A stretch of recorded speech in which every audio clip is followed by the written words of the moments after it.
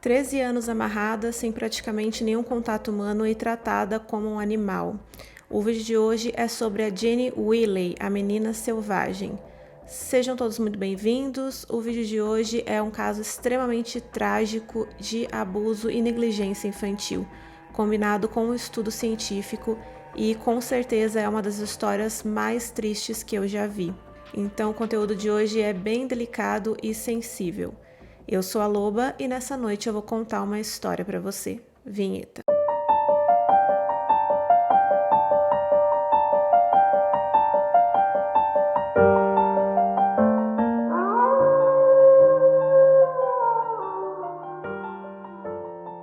Antes de nós falarmos sobre a Jenny, que é um nome fictício para proteger a sua identidade, nós vamos falar um pouquinho sobre os seus pais, e a história deles é bem importante para a gente entender o que vai se seguir depois. Bom, então vamos lá.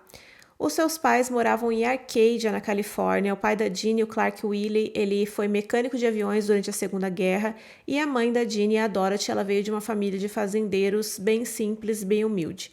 Quando criança, a Dorothy ela sofreu um ferimento na cabeça em um acidente que causou problemas neurológicos e afetou a sua visão. E essa condição ela era degenerativa, então quanto mais o tempo passava, menos ela enxergava. O pai da Jenny ele teve uma infância bem diferente, digamos assim.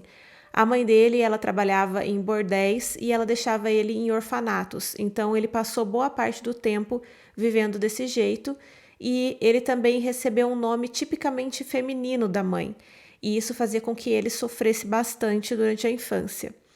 Depois, quando ele se tornou adulto, ele mudou o nome e começou a passar mais tempo com a mãe dele, então eles acabaram se reaproximando. Ele tinha um tipo de ressentimento com a mãe, né, porque ele era abandonado, mas depois eles acabaram se reaproximando e a ligação dos dois acabou ficando tão forte que ele criou uma certa obsessão com a mãe. Então, os relacionamentos, tudo na vida dele vinha depois da mãe. Bom, o Clark então conheceu a Dorothy, eles se casaram bem jovens, ela era 20 anos mais nova que ele, e não demorou muito para ele mostrar quem ele era. Ele prendia a Dorothy em casa, ele batia nela com frequência, e nisso a visão dela foi ficando cada vez pior, e isso tornava ela cada vez mais dependente do marido. O pai da Jenny ele não gostava de crianças, ele não queria ter filhos, mas depois de 5 anos juntos, a Dorothy engravidou do primeiro filho deles, e ele batia muito nela durante a gravidez, e até um episódio ele tentou estrangulá-la. Mas apesar de tudo, o bebê nasceu e nasceu saudável, uma menina. E isso começou a incomodar muito o Clark, porque ela chorava, né? Bebês choram. Então ele colocou ela na garagem da casa e ela acabou tendo uma pneumonia e não resistiu aos 10 meses de vida. Um ano depois, a Dorothy engravidou novamente de um menino. Ele nasceu com incompatibilidade RH, que é quando a mãe tem um fator RH, né, no sangue e o bebê tem outro, e isso pode gerar anemia grave no bebê, problemas para a mãe, problemas para o feto. Então, 2 dias depois, o bebê faleceu. 3 anos depois, eles tiveram novamente outro bebê, um menino, e o Clark não deixava a Dorothy interagir e cuidar do bebê da maneira correta. Então ele começou a ter um atraso na fala, no desenvolvimento físico. Com 4 anos, a avó materna, né, a mãe da Dorothy, ela pegou o bebê porque ela ficou preocupada com o modo que eles viviam ali, com o modo que ele estava sendo criado. E nesse tempo que ele ficou com ela, ele teve bastante progresso, só que depois ela não pôde mais cuidar e acabou devolvendo o bebê para Dorothy e para o Clark. 5 anos depois, em 1957, nasceu a Jenny. Ela nasceu abaixo do peso e ela começou a demonstrar alguns sinais de incompatibilidade RH. Então, ela precisou de uma transfusão de sangue, mas depois disso ela se manteve saudável. Com 3 meses, numa consulta com o pediatra, eles descobriram que ela tinha um problema no quadril congênito, que era um deslocamento que exigia que ela usasse uma espécie de fralda com tala para manter ali tudo no lugar, né? O quadril, a coluna, e isso limitava bastante os seus movimentos. Ela teve que usar essa tala dos 4 aos 11 meses de vida, e isso fez com que ela tivesse bastante dificuldade para aprender a andar. O pai da Jenny, ele achava que ela tinha alguma deficiência intelectual, então ele começou a isolar a Jenny de tudo para, teoricamente, protegê-la. O que, na minha opinião, na verdade, ele estava protegendo a si mesmo de possíveis constrangimentos que a filha pudesse causar. Então, na verdade, não era para proteger a menina, nem porque ele gostava dela, até porque, né, dá para ver todo o histórico que se seguia. E assim, eu já vou adiantar aqui que essa menina, ela sofreu tanto que não dá para saber se realmente ela tinha alguma deficiência de fala, de aprendizado que dificultasse ou ela ficou do jeito que ela ficou por tudo que esse homem fez com ela. Mas vamos lá. Bom, com 14 meses de vida, a Dini começou a ter uma pneumonite recorrente e aí os pais levaram ela em um outro pediatra que nunca tinha visto ela. E pelo grau de desnutrição e pelas coisas que eles relataram lá para o médico, que ela não queria comer, que ela não conseguia comer alimentos sólidos, ela não falava nenhuma palavra ainda, o médico supôs que ela pudesse mesmo ter uma deficiência intelectual. Ele só fez alguns exames básicos ali, nada muito específico, e acreditou no que os pais dela falaram, né? Então ele já deu esse diagnóstico. E aí é que o Clark teve mesmo tudo o que ele precisava para tratar a Dini da pior maneira possível. Mas lembra que eu falei no começo do vídeo que o irmão da Dini ele também era isolado do contato com outras pessoas e que o Clark não deixava nem a Dorothy interagir muito com ele? Então, agora as coisas vão começar a ficar bem piores para Dini, porque quando ela tinha 1 ano e 8 meses, a sua avó paterna, né, a mãe do Clark, ela foi atropelada e faleceu. E isso afetou muito ele, e as atitudes dele começaram a ficar cada vez mais desconexas e violentas. Ele decidiu se mudar com toda a família para a casa da mãe. A casa tinha 2 quartos, mas ele não queria que o quarto da mãe fosse modificado de maneira nenhuma. Então, ele decidiu não usar o quarto da mãe e a Dini, ela ficava isolada no outro quarto da casa e ele, a Dorothy e o outro bebê, eles dormiam na sala. Então, por 13 horas do dia, o pai da Dini deixava ela amarrada num tipo de penico que tinha um suporte para prender ela como se fosse uma camisa de força. Ela só conseguia mexer os braços e os pés, ela não conseguia mexer mais nada, então ela ficava ali sentada o dia todo somente com uma fralda e quando chegava de noite ele amarrava ela num saco de dormir e colocava ela dentro do berço para que ela não se mexesse. Eu não consigo nem imaginar o tamanho do sofrimento dessa criança. E às vezes ele ainda deixava ela o dia todo e a noite toda presa nesse pinico, sentada. O pai da Dini não permitia que ela falasse, até porque ela não foi ensinada a falar, ela não tinha interação com ninguém da casa e se ela emitisse qualquer barulho, ele batia nela com uma tábua de madeira. Ele também rosnava para ela, mostrava os dentes, latia e também arranhava ela. Então, ele literalmente tratava ela como um animal. A Dini, ela tinha tanto medo o tempo todo que ela não fazia nenhum barulho nem esboçava expressões faciais para não apanhar, porque uma simples expressão de incômodo já fazia com que o pai agredisse ela. O pai também abusava da Dini sexualmente e obrigava o irmão mais velho a fazer o mesmo. Ela passou todos esses anos sendo alimentada com papinhas de bebê, ela não comia nada sólido e também o seu pai dava o mínimo de comida para ela possível. Então ela não vivia, né? Ela sobrevivia praticamente. Eles não tinham televisão nem rádio, o Clark agredia a esposa e o filho também, se eles falassem sem permissão. Então, além deles não terem nenhum contato com o mundo além daquela casa, ainda viviam esse verdadeiro inferno. E detalhe, quando eles falavam, era sempre longe da Dini para que ela realmente não soubesse o que era linguagem.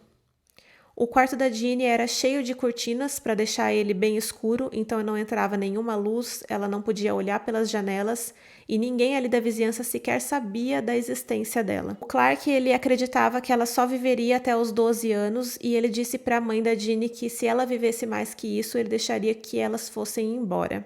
Em outubro de 1970, quando a Dini tinha 13 anos e 6 meses, o Clark e a Dorothy tiveram uma briga bem feia e ela implorou para ela ver os pais, para ela ir embora dali, e surpreendentemente o Clark deixou. Então, ela fez isso, ela foi para casa dos pais, que era em outra cidade. O irmão da Dini ele já tinha 18 anos nessa época e ele já tinha fugido de casa e morava com amigos.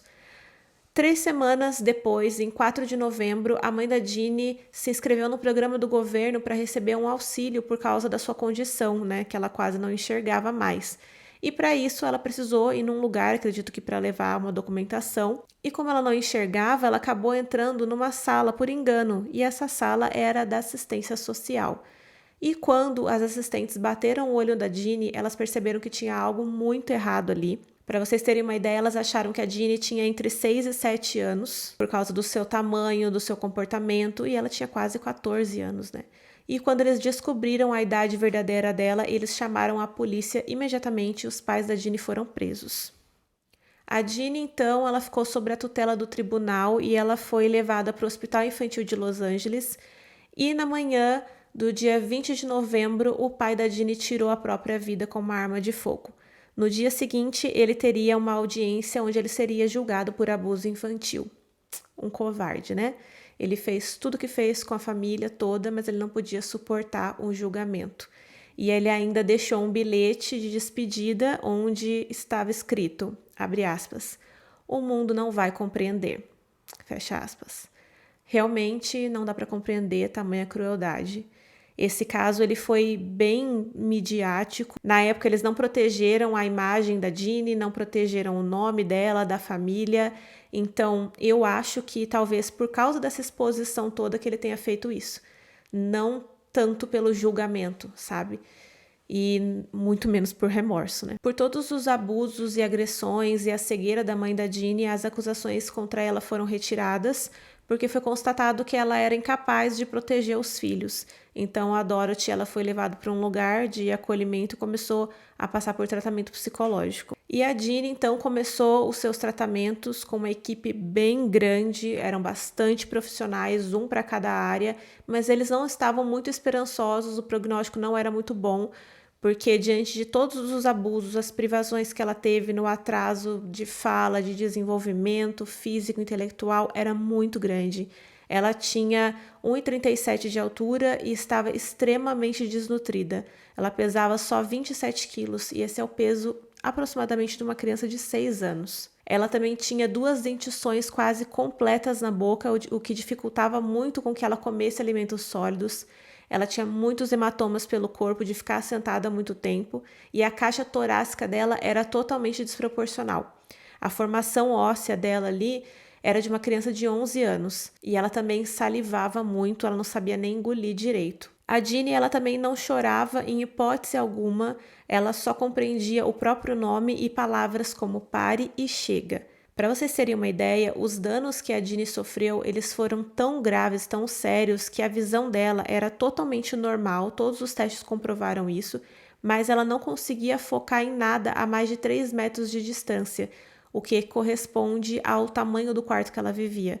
Então, até nisso, ela foi prejudicada, né? Porque ela tinha um espaço tão limitado para ela enxergar que ela não conseguia focar em nada que estivesse muito distante. A Jeannie, ela viveu alguns anos com uma professora dela, uma professora de linguística, e depois com um casal.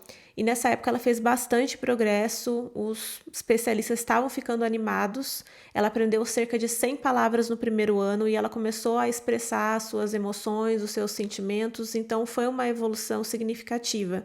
Só que não para o governo. Depois de 4 anos, a Jeannie não apresentava o progresso que os pesquisadores esperavam e o financiamento do governo para o tratamento dela foi cortado.